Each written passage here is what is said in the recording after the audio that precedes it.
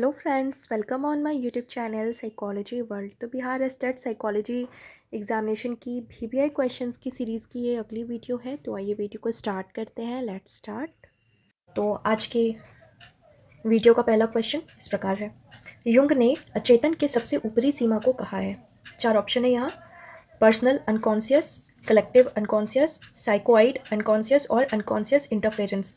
यहाँ चार ऑप्शन है और यहाँ इस क्वेश्चन का राइट आंसर है ऑप्शन नंबर। यहाँ पे युंग के बारे में आप जानते होंगे कि युंग ने प्रॉपर अपनी अलग से थ्योरी, पहले वो फ्रायड के साथ ही उनके एक स्टूडेंट के रूप में काम करते थे, लेकिन बाद में आगे चल करके कुछ पॉइंट्स को लेकर के उनके और फ्रायड के बीच में मतभेद हुआ और उन्होंने अपनी एक अलग साइकोलॉजी डेवलप की थी। तो आप सभी व्यूवर्स को बताना है युंग की साइकोलॉजी को हम क्या कहते हैं, युंग के क्लासिफिकेशन को, युंग के साइकोलॉजिकल स्कूल को क्या कहा जाता है। अगर आपको इसका आंसर पता है तो फटाफट से कमेंट में लिख दीजिएगा। तो यहाँ इस क्वेश्चन का राइट आंसर है ऑप्शन नंबर ए। आगे देखते हैं। अचेतन के कुछ तत्व ऐसे होते हैं जो कभी भी किसी परिस्थिति में चेतन में नहीं आ पाते। ऐसे तत्व आपस में मिलकर जिस अचेतन का निर्माण करते हैं उसे युंग ने क्या कहा है। चार ऑप्शन है यहाँ पे। सामूहिक अचेतन, साइकोआइड अचेतन, अचेतन अनुमान या फिर इनमें से कोई भी नहीं। तो यहाँ पे इसका राइट आंसर बताया गया है ऑप्शन नंबर बी, यानी कि साइकोआइड अचेतन। सामूहिक अचेतन क्या होता है? जो कि पीढ़ी दर पीढ़ी जो मान्यताएं, रिवाज, प्रथाएं चलती रहती हैं वो पीढ़ी दर पीढ़ी आगे बढ़ती भी रहती हैं। तो उससे रिलेटेड जब अनकॉन्शियसनेस में वो चीज़ें जमा होती चली सी जाती हैं तो वो एक सामूहिक अचेतन का रूप ले लेती हैं। नेक्स्ट क्वेश्चन देखते हैं। समाज में कई तरह की देव कथा यानी कि मिथ्स, दंत कथाएं तथा धार्मिक विश्वास आदि होते हैं जो पीढ़ी दर पीढ़ी चले आते हैं। ऐसे कथाओं एवं विश्वासों का आधार युंग के अनुसार क्या होता है? तो यहाँ पे अभी हमने बात की कि ऐसी कथाएं मतलब पीढ़ी दर पीढ़ी चलती हुई सी आती रहती हैं और इसको इन्होंने, युंग ने सामूहिक अचेतन की संज्ञा दी हुई है। नेक्स्ट क्वेश्चन देखते हैं। ऐसा स्वप्न जिसका अर्थ व्यक्तिक स्वप्नकर्ता भी स्वयं नहीं लगा सकता परंतु जिसका महत्व पूरे मानव जाति के लिए होता है उसको युंग ने क्या कहा है? चार ऑप्शन है यहाँ पे। दंड स्वप्न, बड़ा स्वप्न, भविष्योन्मुख स्वप्न या फिर समाधान स्वप्न। तो यहाँ पे युंग के अनुसार इसको भविष्योन्मुख स्वप्न कहा गया है। यहाँ पे बेसिकली क्या है कि ड्रीम एनालिसिस फ्रायड के द्वारा भी किया गया था, युंग ने भी किया था और इन्होंने अपने अपने लेवल पे ड्रीमिंग की थ्योरी दी हुई थी। स्वप्न का सिद्धांत इन्होंने दिया हुआ था। बहुत इंटरेस्टिंग है, कभी आपको टाइम मिले तो बुक ले करके जरूर ही पढ़िए। नेक्स्ट क्वेश्चन देखते हैं। व्यक्तिगत अचेतन के विषय को कहा जाता है। चार ऑप्शन है। मनोग्रंथि, आर्केटाइप्स, एनिमस या फिर पर्सोना। तो यहाँ इसका राइट आंसर है ऑप्शन नंबर बी, यानी कि आर्केटाइप्स। नेक्स्ट क्वेश्चन देखते हैं। सामूहिक अचेतन के विषय को कहा जाता है और यहाँ पे इसके ऑप्शंस को हम देख लेते हैं। मनोग्रंथि, आर्केटाइप्स, एनिमस या फिर पर्सोना। तो यहाँ पे इसका राइट आंसर है ऑप्शन नंबर बी, यानी कि आर्केटाइप्स। नेक्स्ट क्वेश्चन देखते हैं। मनोविश्लेषण में चयन तथा संबंध का आधारभूत नियम है। चार ऑप्शन है यहाँ पे। अचेतन, प्रेरणा, मनोग्रंथियाँ या फिर चिंता।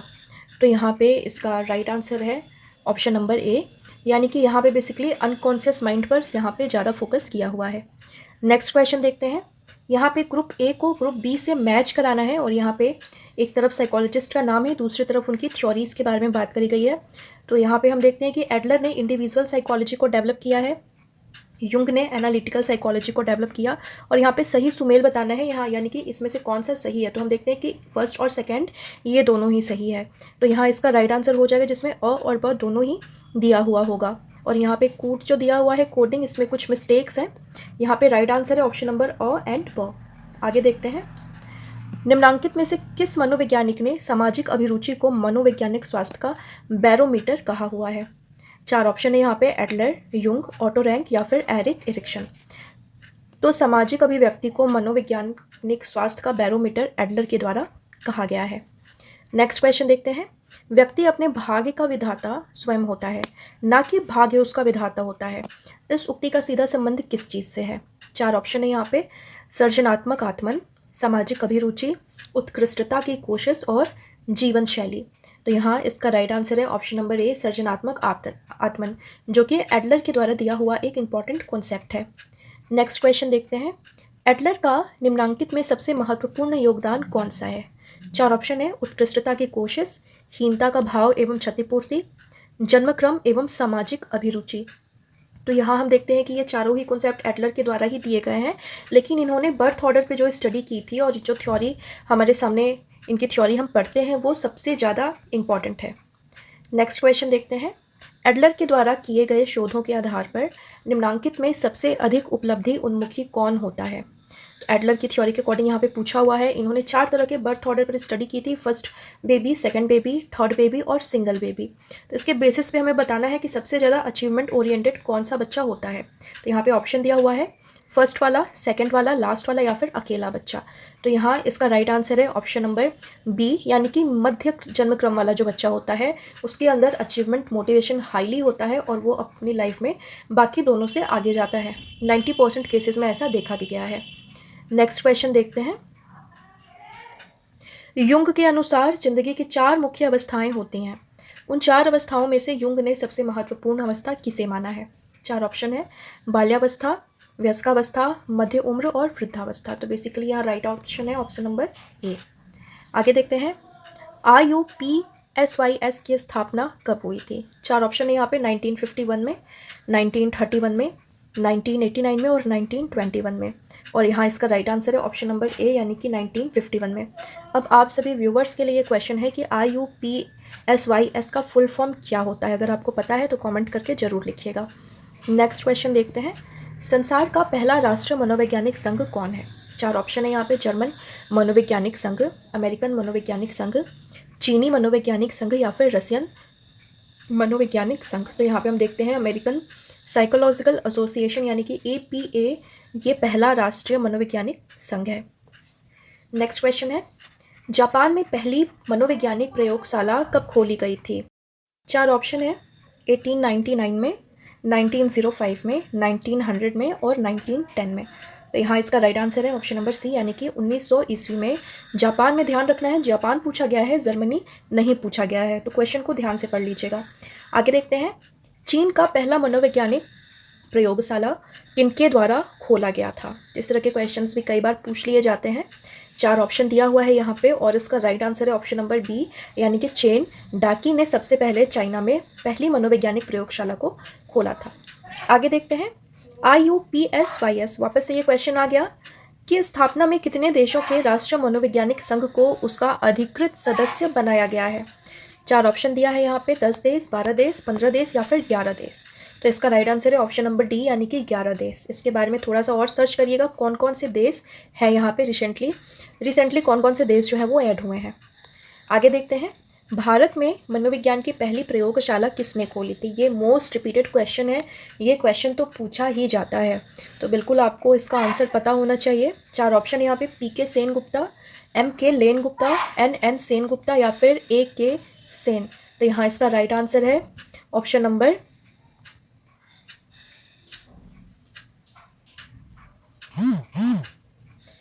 सी, NN सेन गुप्ता।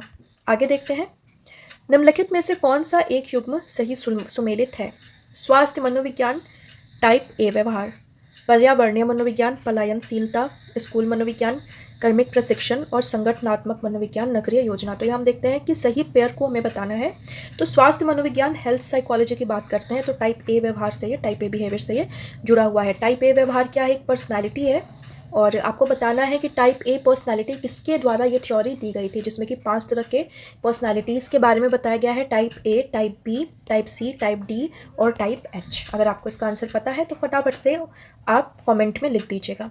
आगे का क्वेश्चन देखते हैं, व्यवहार के अध्ययन के संदर्भ में मानवतावादी संदर्श ध्यान को केंद्रित करता है किस चीज़ पर। स्मरण पर, जैविक कारकों पर, सामाजिक सांस्कृतिक तंत्रों पर या फिर व्यक्तिगत कारकों पर। तो यहाँ इसका राइट आंसर है ऑप्शन नंबर डी, यानी कि व्यक्तिगत कारकों पर। नेक्स्ट क्वेश्चन है, कौन सा पेयर यहाँ सही सुमेलित है। तो यहाँ देख लेते हैं, जो सही पेयर है उसके बारे में बताना है। आगे कोडिंग भी दी हुई है। जॉन वॉटसन संरचनावाद, ये बिल्कुल गलत है क्योंकि जॉन वॉटसन ने बिहेवियरिज्म स्कूल को डेवलप किया था। जॉन एस मिल साक्षरवाद और नाइसर संज्ञानात्मकता यानी कि कॉग्निटिव साइकोलॉजी। तो यहाँ पे इसका राइट आंसर दिया हुआ है ऑप्शन नंबर सी, यानी कि 2 और 3 यहाँ पे राइट है। नेक्स्ट क्वेश्चन देखते हैं, यहाँ पे भी लिस्ट ए को लिस्ट बी से मैच कराना है और यहाँ हम ऑप्शंस देख लेते हैं। समाज मनोविज्ञान किस चीज़ से रिलेटेड है, तो यहाँ पे हम देखते हैं कि समाज मनोविज्ञान जो है वो विलियम मैकडुगल की पुस्तक इंट्रोडक्शन टू सोशल साइकोलॉजी से स्टार्टिंग इसकी मानी जाती है 1908। औद्योगिक मनोविज्ञान की हम बात करें तो ये ह्यूगो मुंस्टर वर्ग के द्वारा यहाँ से इनकी स्टार्टिंग मानी जाती है कि इन्होंने साइकोलॉजी को, इंडस्ट्रियल साइकोलॉजी को साइकोलॉजी के अलग ब्रांच के रूप में डेवलप किया। पशु मनोविज्ञान की बात करते हैं तो फ्रांसिस गाल्टन की बात आती है, और विभेदक मनोविज्ञान की बात करते हैं तो हमें थॉर्नडाइक की थ्योरी की याद आती है। तो यहाँ पे ये इसका एक सही मैच होगा। आगे देखते हैं, एरिक्सन के अनुसार प्रारंभिक युवावस्था की सबसे उत्तम विशेषता क्या होती है। तो एरिक एरिक्सन ने साइको सोशल डेवलपमेंटल थ्योरी दी हुई थी, जिसमें कि उन्होंने डेवलपमेंट को 8 अलग अलग स्टेजेस में बताया हुआ था। हर स्टेज में कोई ना कोई क्राइसिस होता है, कोई ना कोई चैलेंजेस होते हैं, और हर एज की हर एज के 2 डायमेंशंस होते हैं। यहाँ पे युवावस्था के बारे में बताया हुआ है। एरिक एरिक्सन की ये पूरी थ्योरी को आप याद कर लीजिएगा यहाँ से, क्योंकि क्वेश्चंस आपके पूछे ही जाते हैं। तो यहाँ पे इसका right answer option number C, यानी कि घनिष्ठता बनाम अकेलापन। नेक्स्ट क्वेश्चन देखते हैं, एडलर ने बल दिया था व्यक्ति की किस चीज़ पर। मूलभूत चिंता पर, असहायता की भावना पर, श्रेष्ठता के लिए प्रयास करने पर, और अंतर्व्यक्तिक संचरण पर। तो यहाँ इसका राइट आंसर है ऑप्शन नंबर सी, श्रेष्ठता के लिए प्रयास करने पर। यहाँ हम देखते हैं कि मूलभूत चिंता जो है ये केरन हार्नी का दिया हुआ कॉन्सेप्ट है, और असहायता की निस्सहायता या फिर असहायता की भावना जो सेलिगमैन का दिया हुआ कॉन्सेप्ट है। नेक्स्ट क्वेश्चन देखते हैं आज की वीडियो का, और यहाँ हम देखते हैं कि सृजनात्मक संश्लेषण के नियम के बारे में पूछा हुआ है। इसका मौलिक आधार क्या है।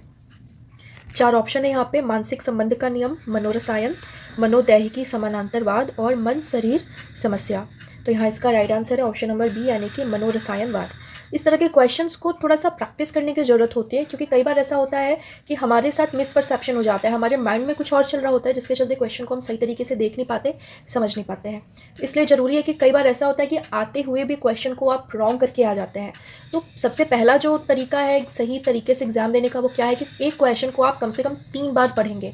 3 बार पढ़ेंगे, एक एक चीज़ को पढ़ेंगे, ऑप्शंस को ध्यान से देखेंगे। कई बार बहुत ईजी क्वेश्चन को ऐसा घुमा के पूछता है कि बच्चे उसी को गलत करके आ जाते हैं। तो यहाँ पे क्वेश्चन को ध्यान से पढ़िए, और इस तरह के क्वेश्चंस की प्रैक्टिस करनी पड़ेगी अगेन एंड अगेन, तभी आप इसको सही तरीके से सॉल्व कर पाएंगे। तो यहाँ आगे का क्वेश्चन देखते हैं, बच्चों की आवश्यकताओं की तुष्टि नहीं होने पर उसमें चिंता उत्पन्न होती है, जिससे उनमें विकसित होता है। क्या विकसित होता है? 4 ऑप्शन है यहाँ पे, गत्यात्मकता, मानवीयकरण, संदर्श, या फिर आत्मतंत्र यानी कि सेल्फ सिस्टम। तो यहाँ पे ऑप्शन दिया हुआ है ऑप्शन नंबर बी, यानी कि मानवीकरण। नेक्स्ट क्वेश्चन देखते हैं, व्यक्तिकता किसे कहते हैं। यहाँ पे 4 ऑप्शन दिया हुआ है। इंडिविजुअल साइकोलॉजी एडलर के द्वारा दिया गया साइकोलॉजी है, और यहाँ पे हम देखते हैं इसका right answer option number A है। और यहाँ पे क्योंकि ये क्वेश्चन थोड़ा सा लॉन्ग है, तो वीडियो को पॉज करके आप इसके चारों ऑप्शंस को पढ़ सकते हैं। यहाँ राइट ऑप्शन है इसका ऑप्शन नंबर ए, और इसमें बताया गया है कि व्यक्तिकता एक ऐसी प्रक्रिया होती है जिसके सहारे व्यक्ति अपने आत्मन के भिन्न भिन्न पहलुओं को एक साथ विश्लेषण करके एक संगठित संपूर्णता विकसित करता है। नेक्स्ट क्वेश्चन देखते हैं, एरिक्सन के मनोसामाजिक सिद्धांत में संकट से क्या तात्पर्य है। 4 ऑप्शन है यहाँ पे भी थोड़ा सा लॉन्ग क्वेश्चन है, तो मैं राइट ऑप्शन को पढ़ देती हूँ। ऑप्शन नंबर बी है, यह एक दैहिक अवस्था है जो दैहिक परिपक्वता तथा सामाजिक मांग का व्यक्ति पर संयुक्त प्रभाव के कारण उत्पन्न होती है। तो इसको ध्यान में रखना है, ये एरिक एरिक्सन की थ्योरी से क्वेश्चन पूछा हुआ है। आगे देखते हैं, एरिक्सन के सिद्धांत में खेल अवस्था का तुल्य अवस्था फ्रायड के सिद्धांत में कौन सा है। मीन्स क्वेश्चन है सीधा सीधा कि एरिक्सन ने खेल अवस्था जो बताया है वो फ्रायड के अकॉर्डिंग कौन सी स्टेज है। 4 ऑप्शन है यहाँ पे, गुदावस्था यानी कि एनल स्टेज, और जनेंद्रिय अवस्था यानी जेनिटल स्टेज, लिंग प्रधान अवस्था यानी फैलिक स्टेज, या फिर अव्यक्त अवस्था यानी कि लेटेंसी पीरियड या फिर स्टेज। तो यहाँ पे इसका राइट आंसर है ऑप्शन नंबर डी में इन्होंने इसको बताया हुआ है, यानी कि लेटेंसी स्टेज में इन्होंने इस चीज़ को के बारे में बात करी हुई है। आगे देखते हैं, एरिक्सन के अनुसार सामर्थ्यता का विकास निम्नलिखित में से किस अवस्था में होता है। तो एरिक एरिक्सन की पूरी थ्योरी आपको याद करनी पड़ेगी, किस स्टेज में कौन सा क्राइसिस होता है व्यक्ति के सामने, और उसमें क्राइसिस को सॉल्व करने के बाद में उसमें कौन सी मनोग्रंथि डेवलप करती है, ये पूरा आपको याद करना होगा। तो यहाँ 4 ऑप्शन दिया हुआ है, खेल अवस्था में, स्कूल अवस्था में, किशोर अवस्था में, या फिर अल्प वयस्कावस्था में। तो यहाँ पे ऑप्शन नंबर बी जो है ये इसका राइट आंसर बताया गया है। आगे देखते हैं, एरिक्सन के अनुसार मनोसामाजिक अवस्था की एक अवस्था ऐसी होती है जिसमें व्यक्ति अहम पहचान पर सर्वाधिक बल डालता है तथा उसमें भूमिका संभ्रांति भी अधिक होती है। यह कौन सी अवस्था होती है। तो घुमा फिरा के क्वेश्चन वही पूछा हुआ है कि भूमिका संभ्रांति जो है वो कौन से स्टेज में होता है, किशोरावस्था, अल्प वयस्कावस्था, खेल अवस्था, या फिर मध्य वयस्कावस्था। तो यहाँ इसका राइट आंसर है ऑप्शन नंबर ए, यानी कि किशोरावस्था। किशोरावस्था जिसको कि तूफान की स्टेज भी कहा गया है। नेक्स्ट क्वेश्चन देखते हैं। प्रायः देखा गया है कि विकलांग व्यक्ति किसी न किसी क्षेत्र में अधिक प्रवीण होते हैं।